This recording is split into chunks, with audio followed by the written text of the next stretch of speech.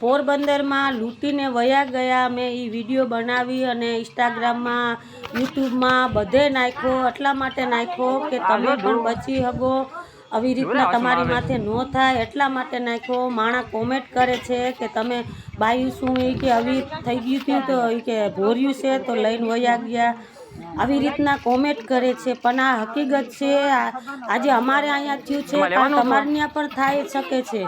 તો તમે આ વિડીયો પૂરો જોવો અને શેર કરો। આ હકીકત છે, આ કોઈ ફેમસ થવા માટે કે કોઈ ઓલા માટે નથી, પણ આ કોકના માણસોનું, અમે અહીંયા ગરીબ માણસો બધા રહીએ છીએ, બિચારાઓની આખી જિંદગીનું કમાઈને ભેગું કર્યું હતું, એ લોકોનું બધાનું લૂંટીને વયા ગયા છે। અત્યારે એ બાયું ખાતી પીતી નથી, દવાખાને લઈ ગયા।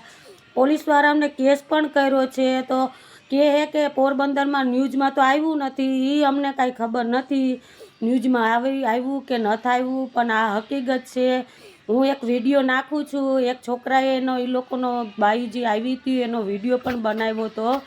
એને એમ થયું કે આ બધું લઈ જાય છે તો લૂંટી જાય, તો એને થોડોક વિડીયો બનાવ્યો છે। તો મેં જો નીચે વિડીયો હાલતો હોય છે, તમે એમાં જુઓ।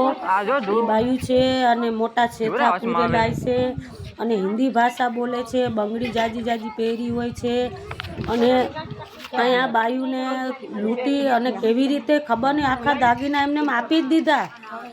એ કોઈ વિચાર જ ન કર્યું। બીજે દી ને કે અમે બધું દાગીના આપી દીધા, બીજે દી એને ખ્યાલ આવ્યો। બોલો, આવું હકીકત થઈ ગઈ છે, વિશ્વાસ કરો તમે, આ હકીકતની વાત છે। એ બાયુને હું એને કરી મૂક્યું કે શું છે કાંઈ ખબર નથી પડતી, એ લોકો આખા દાગીના કાઢીને આપી દીધા। એક બાઈએ 5-6 જોડી એના કાનના સોનાના દાગીના, પછી સોનાનો ચેન, પછી લકી સોનાની, પછી ચાંદી